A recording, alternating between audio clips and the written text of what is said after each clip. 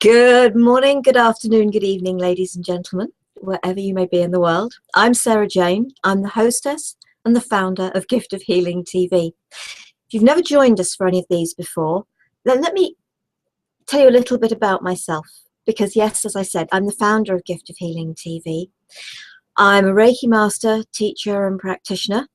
I work with metamorphic technique, Indian head massage, Thai foot massage, ear candling. I've also studied quantum touch, and I work with vocal Reiki, the founder of vocal Reiki, which is Tony.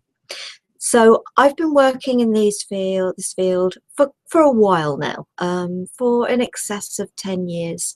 I started with my level 1 Reiki in 2002. And in that time, I've learned a lot. I've read a lot of books. I've met an awful lot of people, listened to a lot of talks, been to a lot of events, become a speaker myself, spoken on the stage in America as well as here in the UK. And so I've said that this evening is a conversation with you, questions that you can ask me. Now, I have no idea those of you that join me live now, I have no idea what the questions are you're going to ask me. I have had a few people who have emailed questions to me. So we are going to start with those, and please feel free to ask a question if you have one. And if you've also got a comment that you'd like to feed back on the questions that I'm answering, because this is about what you're asking. It's about answering your questions. And if for any reason you're watching, some of you will be watching this in the replay, and some of you will be watching it on the YouTube video. And if you have any comments, any feedbacks watching on the YouTube video, please put them underneath. Put the comments in. Let other people come back with those and have a conversation with you with those comments. And I will obviously keep an eye and get notified of those as well. So I will feed back. So this conversation doesn't have to be just in this program, live now as I'm recording it. It can be an ongoing conversation, questions and answers. So please do think, if you want the questions and answers, then please do put it down. Please do that. Okay, well, I've had a question. It's a double question from a lady called Wendy, and this came through on Facebook, through the Facebook event. So Wendy, thank you for that.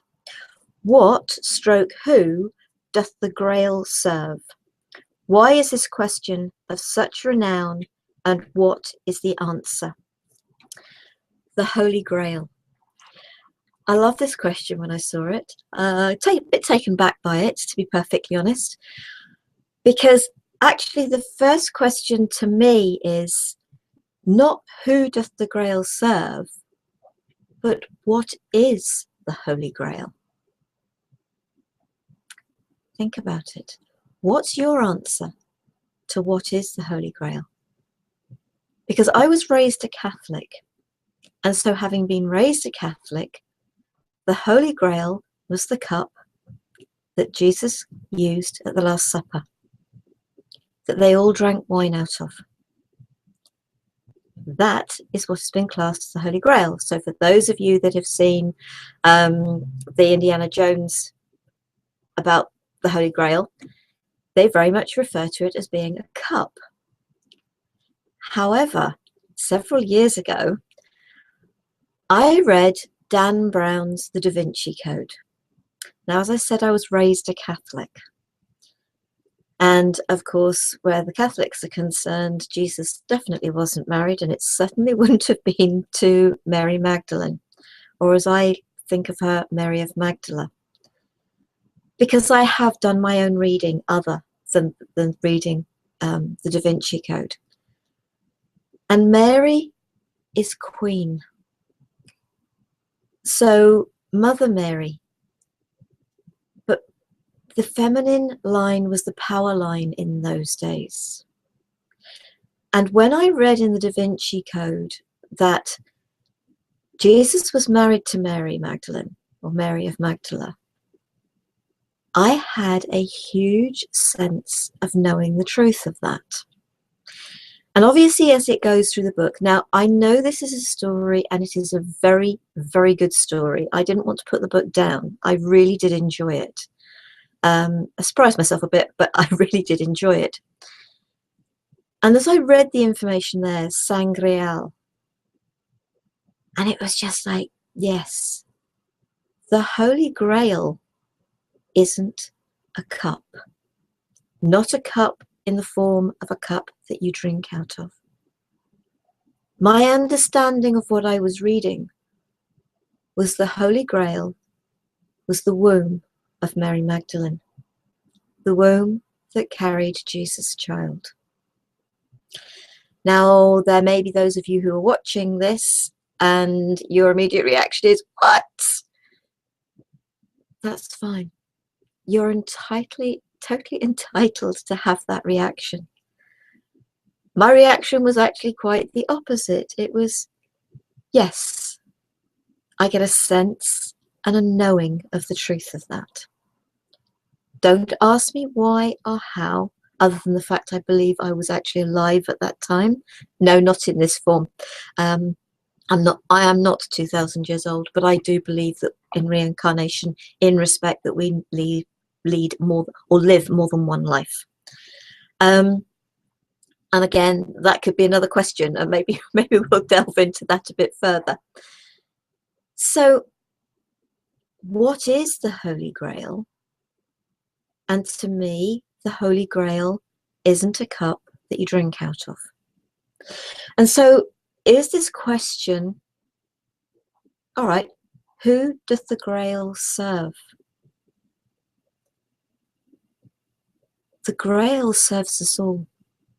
Because for those of you who are regular viewers, we had Maria Brooks on only recently, sharing information about Mary Magdalene.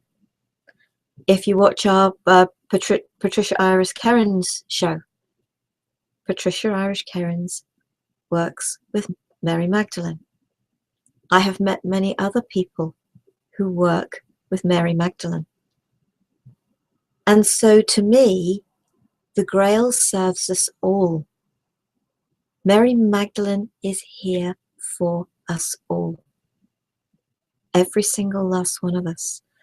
And for quite a few years now, since reading Dan Brown's book, and then going on to read other books about the Magdalene line, I have included her amongst the guides and guardians that I work with, that I ask support from.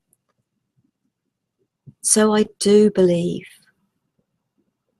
if you like, that she's one of the ascended masters, if that's a way people can relate to that. To me, Jesus Christ was an ascended, is an ascended master. And of course, those that were with him at that time, were they masters at the time? Or did it help them to become masters? It's all a massive question. It really is. And do we need to know the answers? For some of you, yes, I'm sure you do need to. I get a sense that there are many of certainly the disciples, but I have the feeling that there are many, if not all, of the apostles back here on earth at this time. I personally know one of them in this time, but I knew them then. So the Holy Grail is a person and not a cup. Who does she serve? All of us. Why is the question of such renown, and what is the answer? Well, the question, I think, is of renown because everybody has been led to believe it's a cup. And if what I feel and what I believe is right, that has just been, that was blown out of the water with all the information that came out. And I think what we have to take on board is, as I said, I was raised a Catholic, and at the time the book The Da Vinci Code was being made into a film, I remember that, I think it was over a Christmas period, I remember there being several programs on trying to absolutely say what a load of rubbish he'd written, that the book wasn't real. And to me, those people who created those programs, the people who got them to be made, there's been a fear. There is a fear that actually there is way more truth in that book than the churches want known. Now, there was a lot more information. It wasn't just about Mary being married to Jesus. But what they did say was there was an awful lot of truth in there. It was just put out of context, out of sequence. And yes, at the end of the day, Dan Brown is a storyteller. But we're all storytellers. Think about your life. Think about the experiences. Your experiences are your story. So, Wendy, I know that may not be quite what you were looking for. I don't know. But I hope it isn't an answer to your question. And folks, please feel free. If you're not happy about what I've said, say you're not happy. If you're feeling it and you hadn't even thought about it, open yourself to it. And if you already felt you knew that anyway, that's great. But we are all entitled to our own beliefs. And please, always, when you hear something, if it feels right for you. For me, when I read that Jesus was married to Mary Magdalene, as I said, it felt really right. I felt it in my gut and in my solar plexus. I had exactly the same feelings reading certain things in Conversations with God by Neale Donald Walsch. If there is something that really speaks to you, you start to totally feel the rightness of it. And do you know what? If it feels totally wrong for you, that's fine. If you wish to continue believing that the Holy Grail is the cup that Jesus shared the wine with at the Last Supper, that's fine. That's okay. I'm not telling you you're wrong, because I don't believe there is a right or wrong answer to any question. It's what is right for you. So let's take that one. And if anybody wants to come back with any comments, please feel free to do that.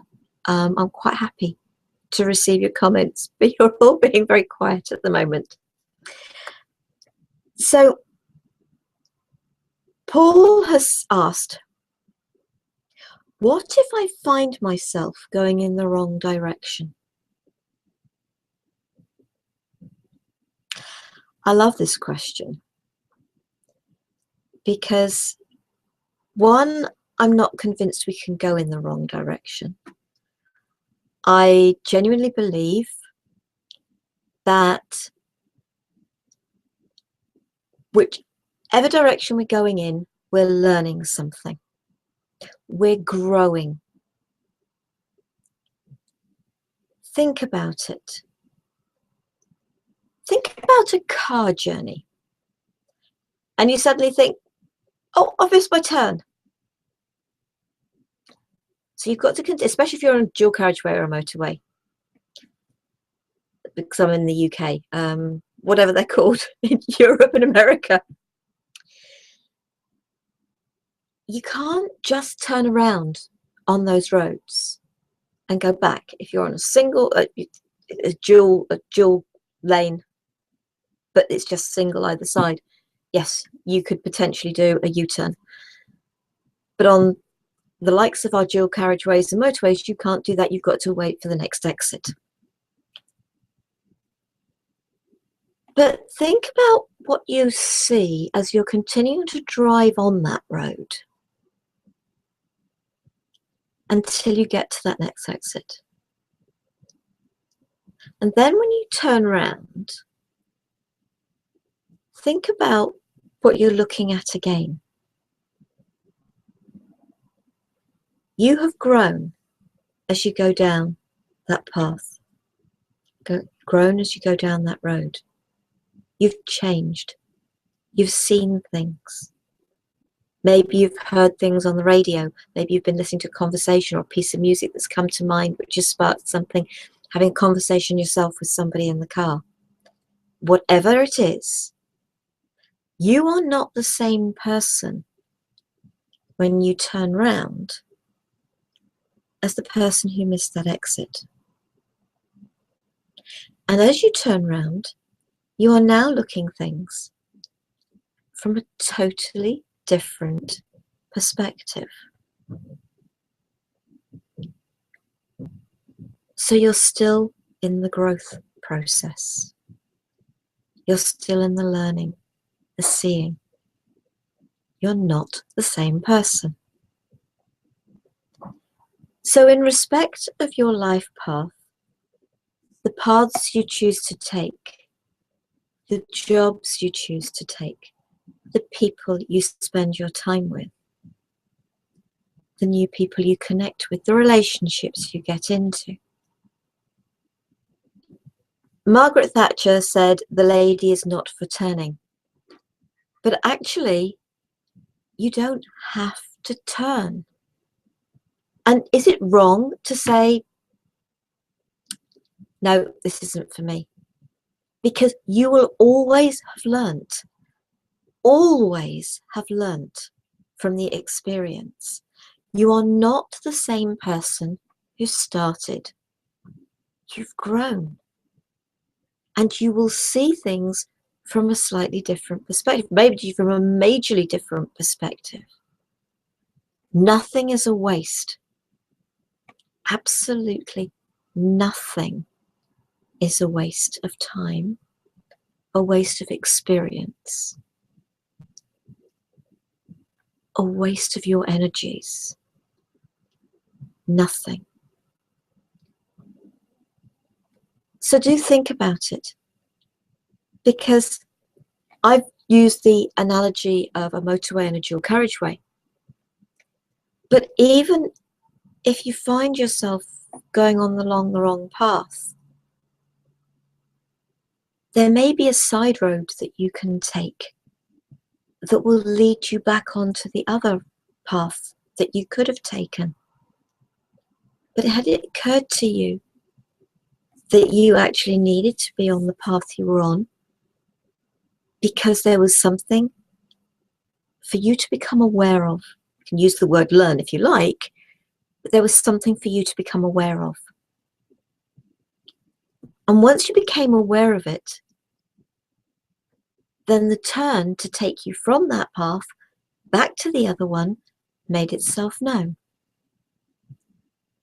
So never be afraid to say, this doesn't feel right for me.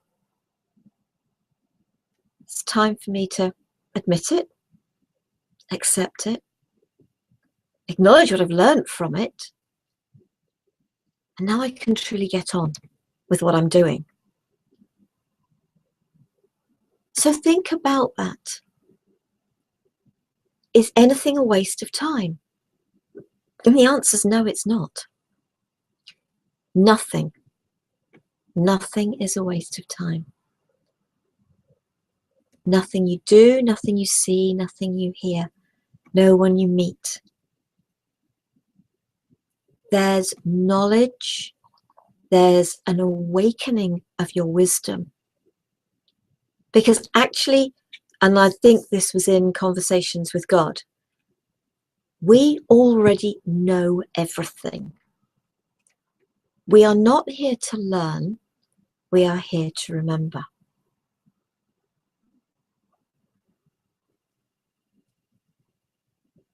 And actually that brings to another point, really. Another question that could have been raised. Why are we here? Now, I think that is the question so many people want to know the answer to. And yeah, the answer came to me from reading Conversations with God. And the more that life goes on, the more I experience, the more I remember, the more I feel, see, hear, the more it makes sense. We are here to experience. And I think the way that's been given to me just recently is life. Life is an adventure for our spirit. It's an adventure and it's an experience for our spirit. So, and I genuinely believe we do choose many of our experiences before we even get here. As one person said to me, why would I have done that? And they were talking about something specific, or why would so-and-so have done that? Because we are spiritual beings and this isn't real. Very easy to say, not so easy to hear, or to accept and respect of the physical being that we're inhabiting at the moment. Because we are here to have a physical, a human experience. We really are, and everything that goes with that. Would I, from the physical perspective, from my mind, my ego perspective, would I have been chosen to have been scalded by a boiling milk coffee not long before my first birthday, which resulted in 3 months in hospital because the jumper that I was wearing stuck to my skin? No, the physical me, the ego, the mind, no way would I have chosen that. Would I have chosen my wake-up call in the form of a broken jaw that gave me 6 months of pain and sleepless nights?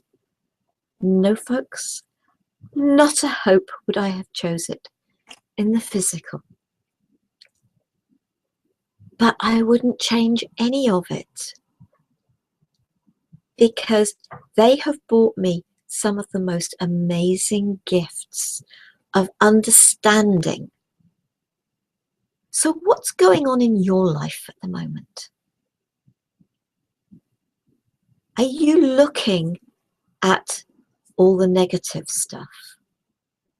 Or are you looking at the positive? The positive at times may be harder to find. Okay, I accept that. How can you find positive in? You can. Be open to it, even if it is simply, I still have a roof over my head. I still have food on my table. I still have the love of. I have the air that I breathe. I have the clothes on my back.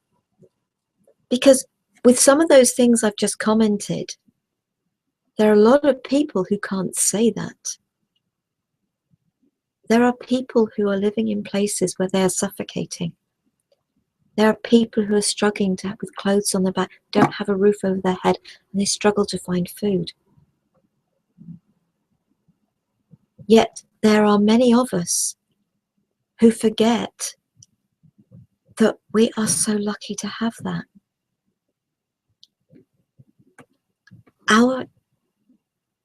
Every lifetime, because I've already talked about the fact that I believe we have more than one life.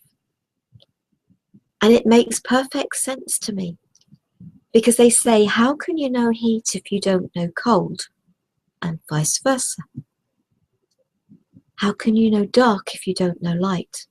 And vice versa. How can you know hunger if you don't know excess? There are so many opposites. And I genuinely believe that every one of us, especially those of us that have been around many lifetimes, we've come back time and time again, had many, many experiences, and we've had the experiences of both.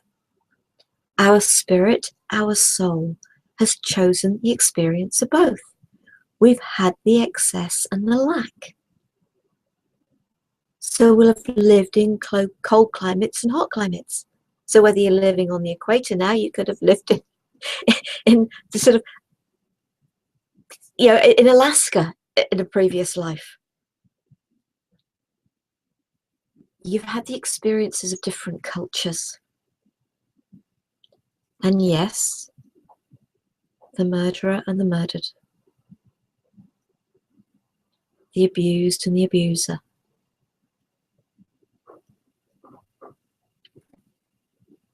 We've experienced all of them. Every single one of them. If you're a new soul, maybe you haven't as yet. But for the old souls, we have. And again, it was from reading the Conversations with God. And I don't know whether Neil Donald Walsh actually said it, or whether it was just what I picked up in what was said. Because I've just talked about murder, abuse, and this rape and the rapist and the raped. And then you've got the people like Hitler. And you've got people more modern day. But our God, as we are taught in the Catholic Church, is a loving, caring, forgiving God, and loves us so much that she gives us total free will. Free will to experience everything we choose to experience. And therefore, if we have chosen to be murdered, a soul out of pure love has agreed to give us that experience. Out of love. Don't get me wrong. I do not condone murder, rape, abuse of any sort, stealing. I really don't condone any of it, because the souls that agree to give that experience also agree to the consequences. They agree, if they're caught,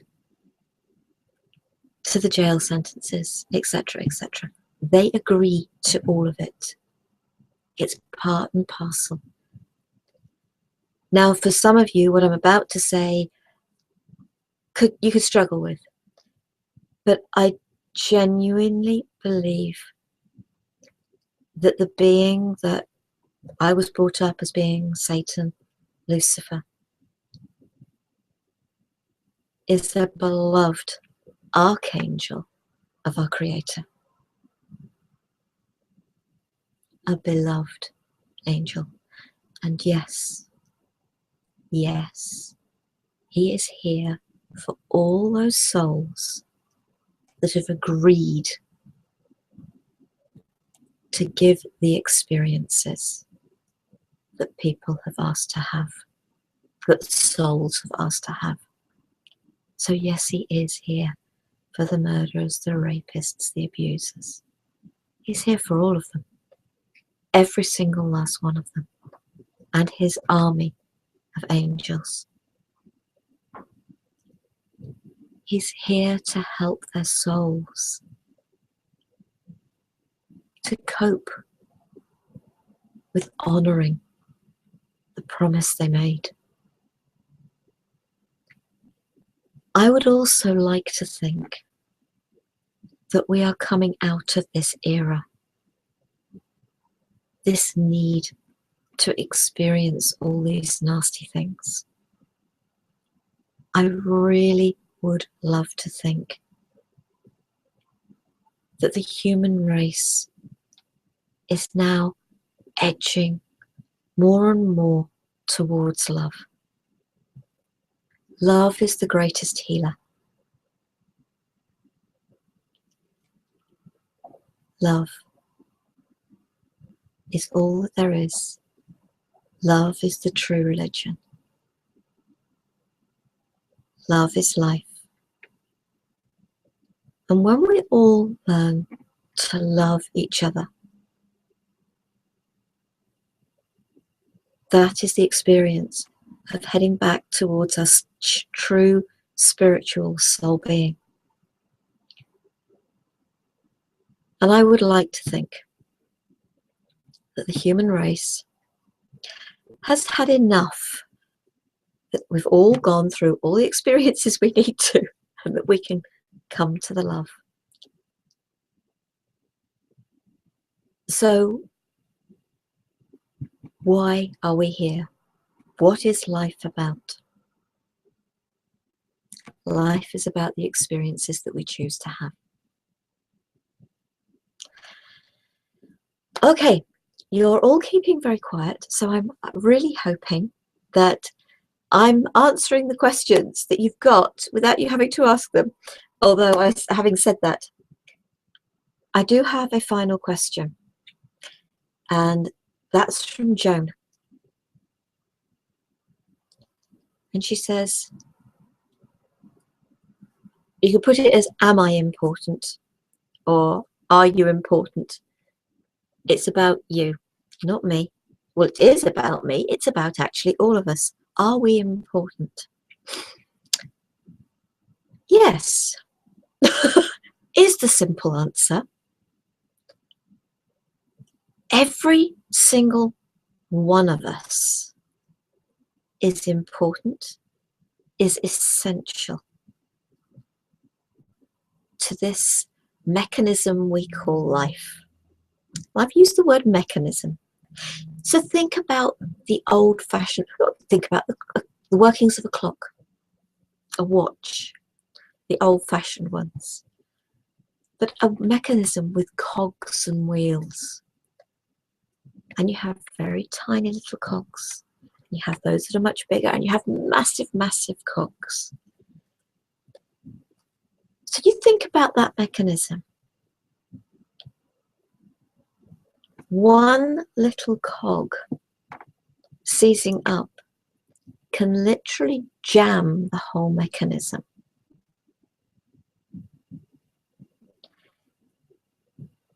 Is there anybody in this life who is more or less important than anybody else? No. You are as important as the next person. You are as important as the governments of the world, the rulers of the world, the surgeons, the architects. It doesn't matter what your role is. You bring an amazing gift, even if you are a cleaner, a porter, a security guard. Every single role is important. Do you make the teas and coffees in an office?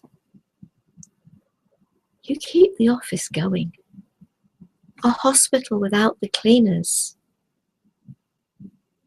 won't stay open for very long. Every role is essential. A hospital needs the cleaners, the porters, the cooks, the nurses, the doctors, the surgeons, the specialists. I don't care if you're a specialist or a cleaner. You are a human being. You are a person.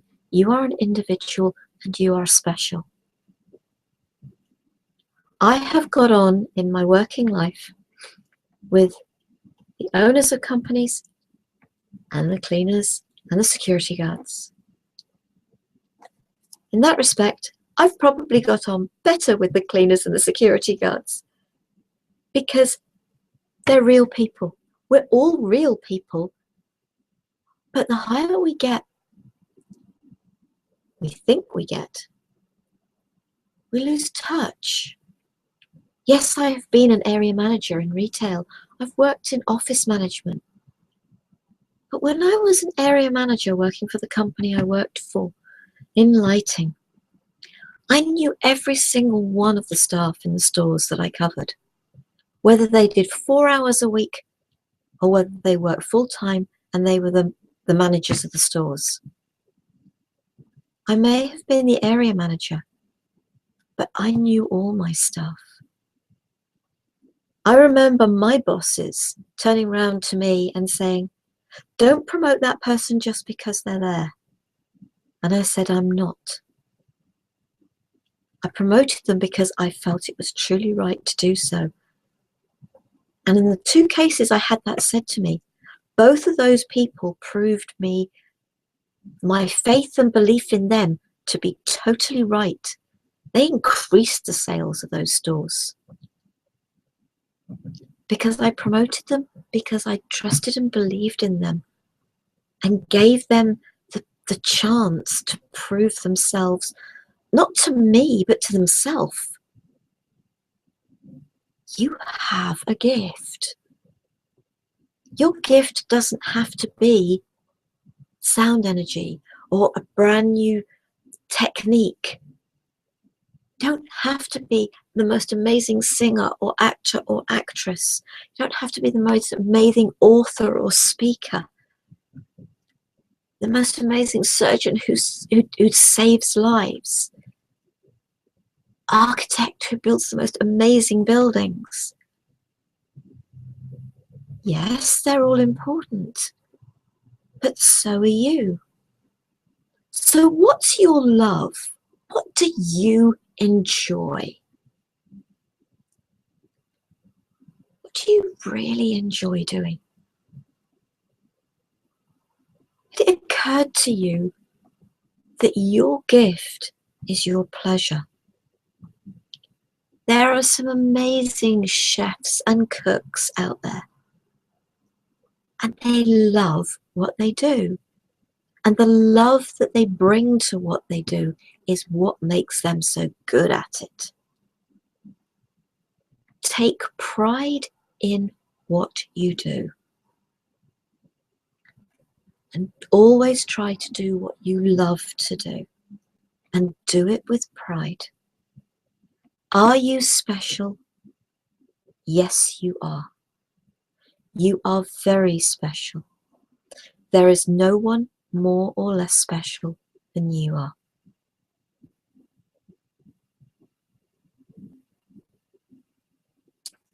And I hope you've taken that on board. I really do, because it is so important.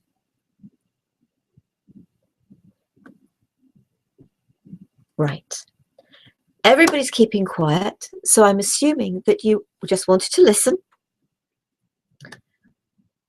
or I've answered the question without you having to ask it. So the Holy Grail, your choice. The chalice, the cup that Jesus and the apostles drank out of. Or is it Mary Magdalene? Your life is an adventure. Your life is about experiences.